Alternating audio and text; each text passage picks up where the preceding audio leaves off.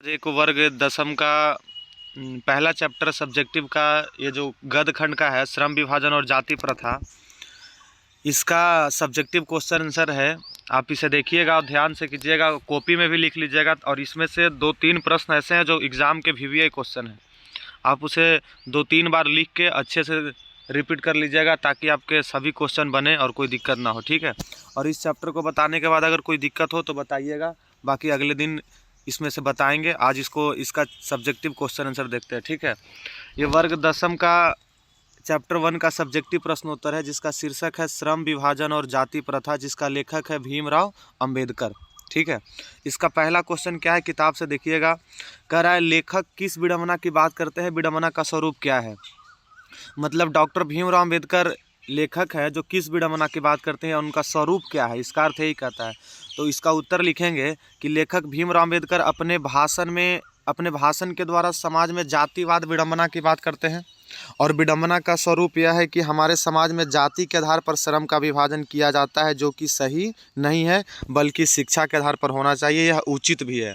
मतलब हमारे ये जो डॉक्टर भीमराव अंबेडकर है ना, जो ये विडंबना की बात, जातिवाद विडंबना की बात किए हैं, इसका उत्तर से ही पता चलता है। और उसका स्वरूप यह है कि हमारे समाज में काम का बंटवारा जाति के आधार पर होता है, जो होना उचित नहीं है, जो शिक्षा के आधार पर होना चाहिए, कार्य कुशलता के आधार पर होना चाहिए, ठीक है। चलिए दूसरा क्वेश्चन कहता है कि जातिवाद के पोषक इसके पक्ष में क्या जवाब देते हैं। तो जातिवाद के पोषक उसके पक्ष में निम्नलिखित जवाब देते हैं, मतलब नीचे लिखा हुआ जवाब देते हैं। क्या क्या देते हैं सुनिएगा। पहला कह रहा है कि जातिवाद का कहना है कि आधुनिक सभ्य समाज कार्य कुशलता के लिए श्रम विभाजन को आवश्यक मानता है। आजकल का जो जातिवाद है, जो जातिवाद जाति को मानते हैं, जो जातिवाद के पोषक हैं, उनको आधुनिक सभ्य समाज कार्य कुशलता के लिए श्रम विभाजन को आवश्यक मानता है, क्योंकि श्रम विभाजन जाति प्रथा का ही दूसरा रूप है। अब कह रहा है माता पिता के सामाजिक स्तर के अनुसार धारण के समय ही बच्चों का पेशा निर्धारित कर दिया जाता है। ये सब उनके पक्ष में जवाब है। और तीसरा है इसी में, हिंदू धर्म पेशा बदलने की अनुमति नहीं देती है, चाहे वह पेशा उपयुक्त हो या अनुपयुक्त। पेशा मतलब होता है रोजगार, अपना काम। तीसरा क्वेश्चन है जिसमें कह रहा है कि जातिवाद के पक्ष में दिए गए तर्कों पर लेखक की प्रमुख आपत्तियां क्या है। तो जातिवाद के पक्ष में दिए गए तर्कों पर लेखक भीमराव अंबेडकर की आपत्ति यह है कि समाज में श्रम का विभाजन जाति के आधार पर न करके शिक्षा के आधार पर होना चाहिए, कार्य कुशलता के आधार पर होना चाहिए, क्योंकि जातिवाद अनेक दोषों से युक्त है। जातिवाद अनेक दोष को पैदा करता है, ठीक है। क्वेश्चन नंबर चौथा क्या है, कह रहा है जाति भारतीय समाज में श्रम विभाजन का स्वाभाविक रूप क्यों नहीं कही जा सकती है। तो जाति भारतीय समाज में श्रम विभाजन का स्वाभाविक रूप इसलिए नहीं कही जा सकती है क्योंकि जाति के आधार पर काम का विभाजन उचित नहीं होता है और समाज में एक हानिकारक प्रथा है। इसीलिए भारतीय समाज में श्रम विभाजन का स्वाभाविक रूप जाति प्रथा को नहीं कहा जा सकता है। इसके बाद है पांचवा क्वेश्चन, जाति भारत में बेरोजगारी का प्रमुख और प्रत्यक्ष कारण कैसे बनी हुई है।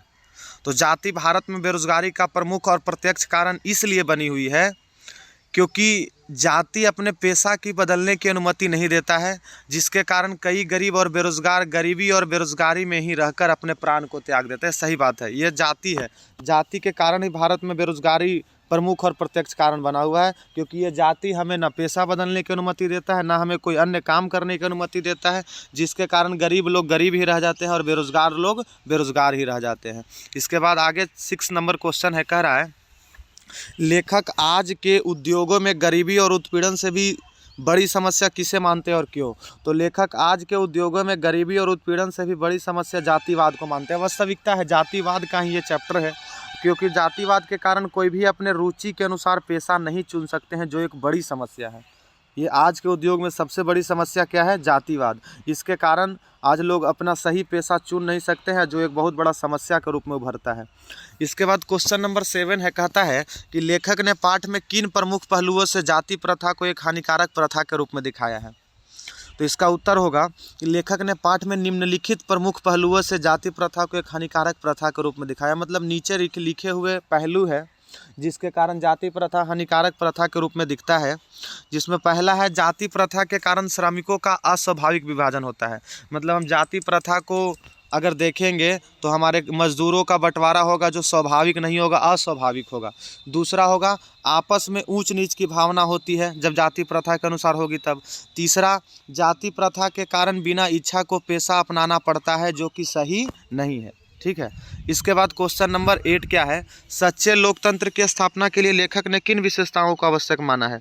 तो सच्चे लोकतंत्र की स्थापना के लिए लेखक ने निम्नलिखित विशेषताओं को आवश्यक माना है, जिसमें पहला विशेष क्या है सुनिएगा। पहला कह रहा है समाज में जातिवाद को हटाना होगा। सही बात है, तभी सच्चा लोकतंत्र की स्थापना होगा। समाज में जातिवाद रहेगा तो होगा। आज हमारे यहाँ लोग जातिवाद में अपने आप को गणना करते हैं, फलना हम है, फलना है, तो इस प्रकार से सच्चा लोकतंत्र की स्थापना नहीं होगा। दूसरा, समाज में शिक्षा के आधार पर कार्य का बंटवारा होना चाहिए। सही बात है, अगर समाज में कोई काम को किसी को बांटा जाता है तो वो बांटना किसके आधार पर होना चाहिए, शिक्षा के आधार पर होना चाहिए।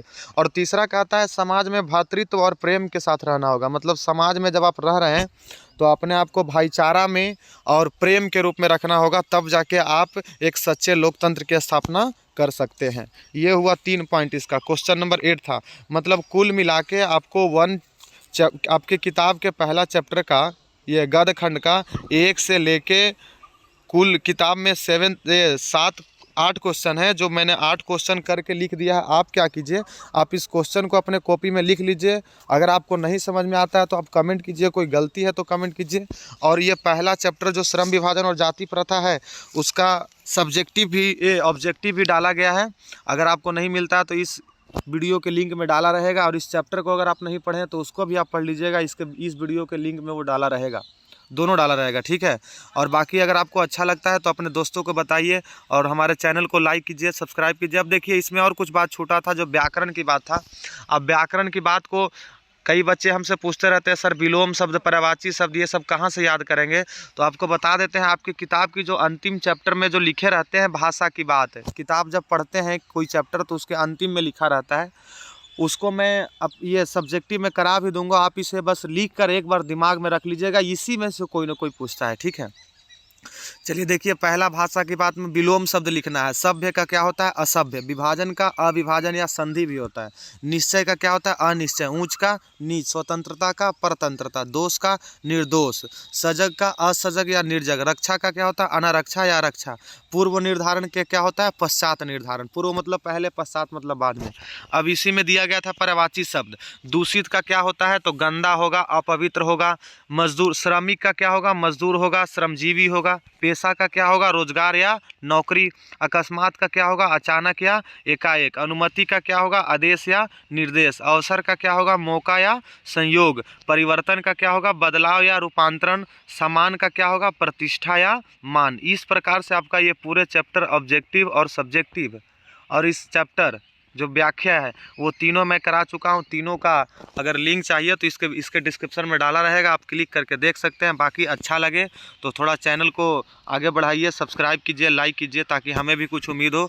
और दूसरी बात, अगर कोई बात आपको समझ में नहीं आता, कि कोई भी बात पूछना हो, आप हमें कमेंट कर सकते हैं। आपको कमेंट का हम जवाब देंगे और आपका कमेंट का इंतज़ार करते हैं। बाकी फिर अगले दिन पढ़ेंगे। ठीक है, ओके।